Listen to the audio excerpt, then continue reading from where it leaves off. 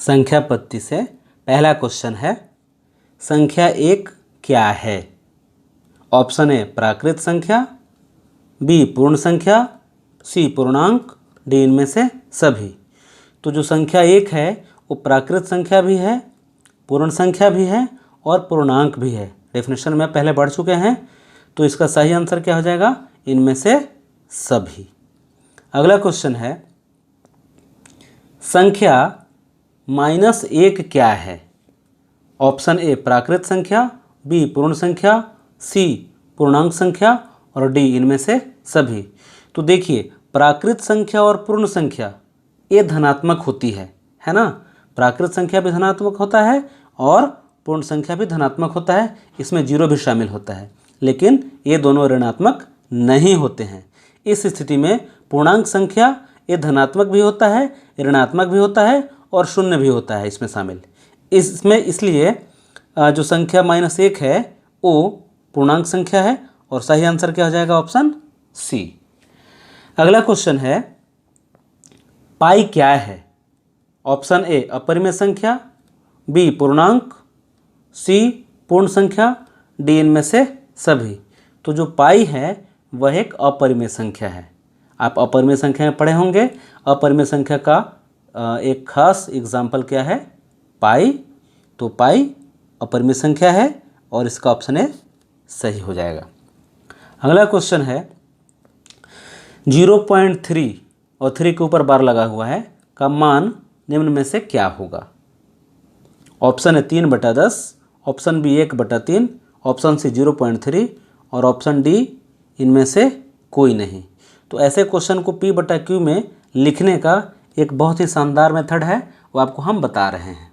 देखिएगा ध्यान से।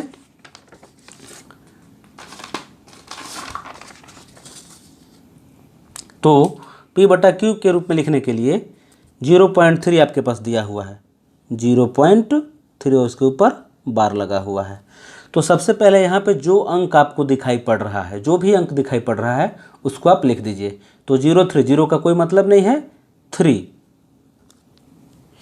और इसमें से माइनस किया जाता है। क्या माइनस करना है? तो जिसके ऊपर बार नहीं है, तो 0 के ऊपर बार नहीं लगा हुआ है तो आप 0 माइनस करेंगे, और बटा में जितने अंक के ऊपर बार लगा हुआ है, जितने अंक के ऊपर बार लगा हुआ है उतना ठे 9 यहाँ पे लिखते हैं। तो एक ही अंक है ना, एक अंक के ऊपर बार है तो हम एक ठे 9 नीचे लिखेंगे। तो क्या हो गया? 3 - 0 यानी 3 और बटा में 9 कट जाएगा। 3 × 3, 3 × 9 यानी 1/3। तो आपका सही आंसर क्या हो जाएगा? तो आपका सही आंसर हो जाएगा 1/3। अगला क्वेश्चन है, 1/7 का भागफल में दशमलव प्रसार कैसा होगा? तो दशमलव प्रसार के लिए ऑप्शन ए है शांत, बी है अनवसानी अनावर्ती, सी है अनवसानी आवर्ती और इनमें से सभी। अब यहाँ पे दशमलव प्रसार के बारे में हम थोड़ा सा आपको बता देते हैं तो आपका कॉन्सेप्ट क्लियर हो जाएगा। देखिए, दशमलव प्रसार 2 तरीके के होते हैं। दशमलव प्रसार 2 प्रकार के होते हैं। कौन कौन? एक होता है शांत और एक होता है अशांत। और अशांत को ही हम अनवसानी कहते हैं, अनवसानी। और अनवसानी भी 2 प्रकार का होता है, आवर्ती और दूसरा अनावर्ती। अनावर्ती का मतलब ये है कि अंकों की पुनरावृत्ति नहीं होगी। दशमलव के बाद जो अंक आएंगे अंकों की पुनरावृत्ति नहीं होगी। देखिए, आपको एक एग्जांपल बता रहे हैं। शांत जैसे 1/2, अगर आप 2 से डिवाइड करेंगे तो 0.5 आएगा। ये आपका शांत हो गया। दशमलव के बाद और अंक नहीं है, ये कट के शांत हो गया। अच्छा, अशांत में देखिए, जैसे 1/3 से अगर आप डिवाइड करेंगे तो 0.3333 ऐसे ही आता चला जाएगा। यानी देखिए, दशमलव के बाद एक अंक 3 ऐसा है जिसकी पुनरावृत्ति बार बार हो रही है, यानी 3 का आवर्ती रूप बार बार आ रहा है, और दशमलव के बाद जो अंक हैं वो कभी ख़त्म नहीं होगा, 3 3 आता ही चला जाएगा। इसीलिए अशांत भी है और 3 का पुनरावृत्ति हो रहा है, इसलिए आवर्ती भी है। तो इसको बोलेंगे अशांत आवर्ती। ये क्या है? अशांत आवर्ती। समझ में आ रहा है? बहुत ही आसान है, अशांत आवर्ती। और इसी को हम फिर लिख सकते हैं 0.3, यानी और उसके ऊपर बार लगा देंगे। बार लगाने का मतलब है कि उस अंक की पुनरावृत्ति बार बार हो रही है। अगर कहीं भी बार लगा हुआ है तो समझ जाइए कैसा है, अशांत आवर्ती, या उसी को अनवसानी आवर्ती कहते हैं। अब अनावर्ती क्या है, इसको ध्यान से देखिएगा। अनावर्ती का मतलब है कि दशमलव के बाद अंक खत्म नहीं होगा, लगातार होता जाएगा, लेकिन अंकों में पुनरावृत्ति भी नहीं होगी। जैसे एक एग्जांपल देता हूँ, 0.10, 110,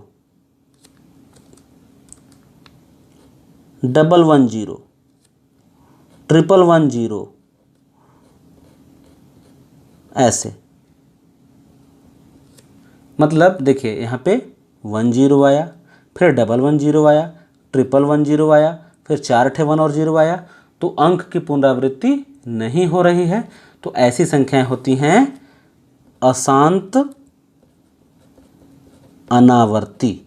अशांत अनावर्ती, इसे ही हम अनवसानी अनावर्ती भी कहते हैं। अनवसानी अनावर्ती भी कहते हैं। अब आते हैं क्वेश्चन की ओर। आपको दशमलव प्रसार 3 तरह का समझ में आ गया होगा, शांत, अनवसानी आवर्ती और अनवसानी अनावर्ती। क्लियर है? तो आपका क्वेश्चन क्या था कि 1/7 का भागफल में दशमलव प्रसार कैसा होगा।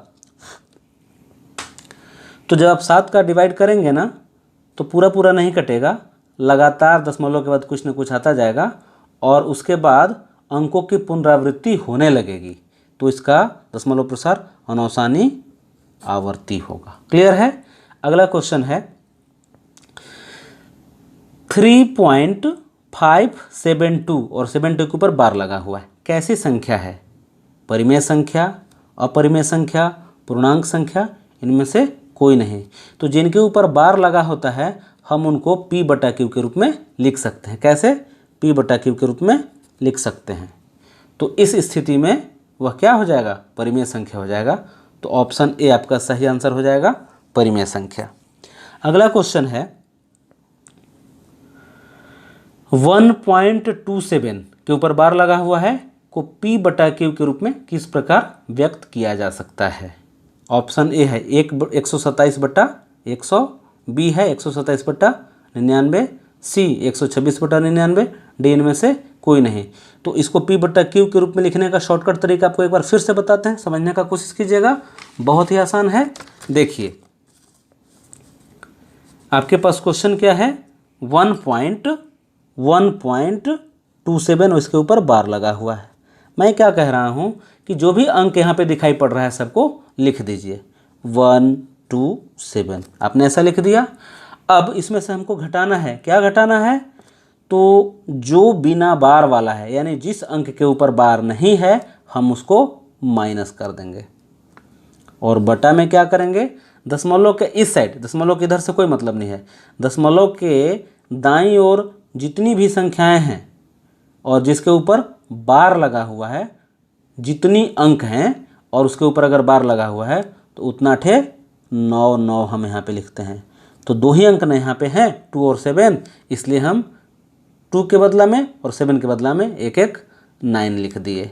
और अब आगे बढ़ेंगे, 1 माइनस करोगे तो क्या हो जाएगा? 126 हो जाएगा, और डिवाइडेड बाई 99। तो 126/99 आपका सही आंसर आ रहा है। तो देखिए इसमें कौन सा ऑप्शन सही होगा, 126/99। तो ऑप्शन सी आपका सही आंसर हो जाएगा। क्लियर है?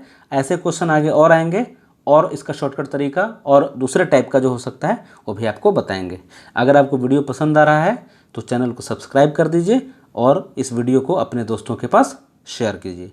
अगले क्वेश्चन की ओर चलते हैं। अगला क्वेश्चन है 0.5 235 के ऊपर बार लगा हुआ है को P/Q के रूप में मान होगा। क्या मान होगा? Option A B C D दिया हुआ है, हम इसको सॉल्व करके देखते हैं कि क्या आता है। तो इसके लिए पहले हम क्वेश्चन को लिखते हैं। क्वेश्चन क्या है? 0.235 और उसके ऊपर बार लगा हुआ है बराबर जो भी अंक आपको दिखाई पड़ रहा है उस अंक को लिख दीजिए 235 माइनस में क्या करेंगे? तो जो अंक बिना बार वाला है उसको माइनस में लिखते हैं, तो -2 हो गया बटा में यहाँ पे जितने भी अंक बार वाले हैं तो 2 ठे अंक बार वाले हैं, 2 अंकों के ऊपर बार लगा हुआ है तो हम यहाँ पे 2 ठे 9 लिखेंगे और 1 के ऊपर बार नहीं है तो हम उसके बदला में 0 पुट करेंगे। क्लियर है? अब इसके बाद माइनस कर दीजिए, 233 हो गया, 2 माइनस करोगे तो आप इतना ले आओगे 233 और बटा में 990। अब मिलाइए ऑप्शन कौन सा सही है? 235 बटा 1000 ये नहीं होगा। अगला है 233 बटा 990, तो यही आया है ना, तो आपका ऑप्शन भी सही आंसर हो जाएगा। ऐसे क्वेश्चन के लिए आप अंदाजा पर नहीं, क्वेश्चन को सॉल्व कर लीजिए, शॉर्टकट तरीका है, बहुत आसानी से आप बना सकते हैं। आगे और ऐसा क्वेश्चन आएगा, आप और समझिएगा। अगला है संख्या 9/8 का दशमलव प्रसार क्या है?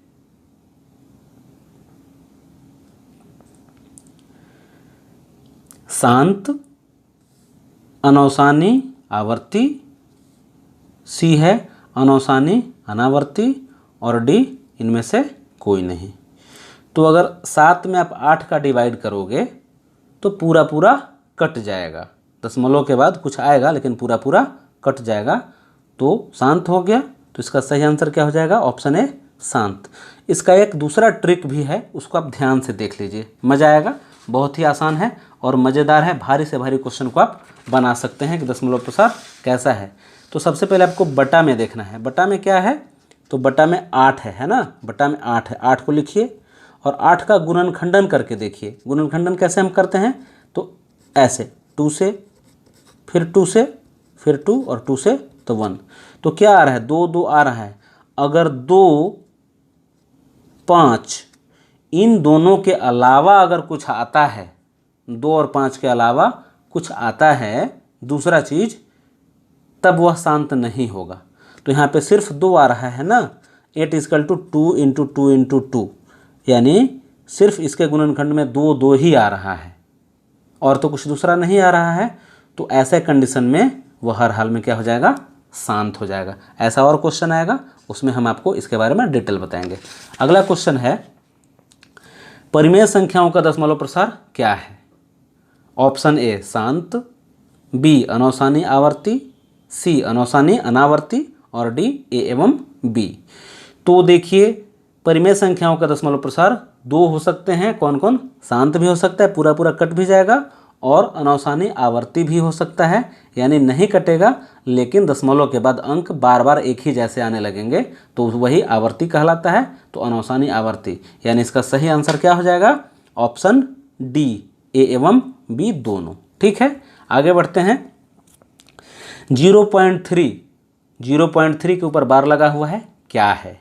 ऑप्शन ए परिमेय संख्या, बी अपरिमेय संख्या, सी पूर्णांक और डी इनमें से कोई नहीं। तो ध्यान रखिए, कभी भी अगर बार वाली संख्या है उनको हम P/Q के रूप में लिख सकते हैं, P/Q के रूप में लिख सकते हैं। तो जब P/Q के रूप में लिख सकते हैं यानी वह परिमेय संख्या हो जाएगा। तो इसका सही आंसर क्या हो जाएगा?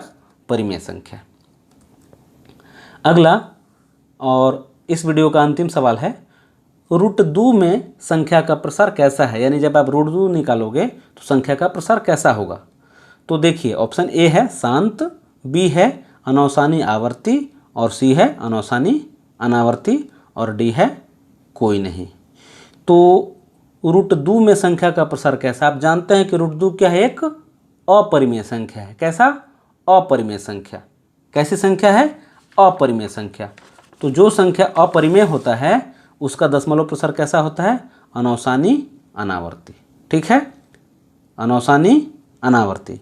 तो इसका सही आंसर क्या हो जाएगा? ऑप्शन सी अनौसानी अनावर्ती। तो इतने के बाद अब इस वीडियो को समाप्त करते हैं, बहुत लंबा हो रहा है। तो अगर आपको ये वीडियो पसंद आ रहा है तो चैनल को लाइक कर दीजिए, और अगर ऐसे ही वीडियो आपको देखना है तो सब्सक्राइब करने के बाद जो भी बगल में बेल का बटन आएगा उसको भी आप प्रेस कर दीजिएगा, ताकि ऐसे वीडियो आप तक सबसे पहले पहुंचता रहे। धन्यवाद। जय हिंद, जय भारत।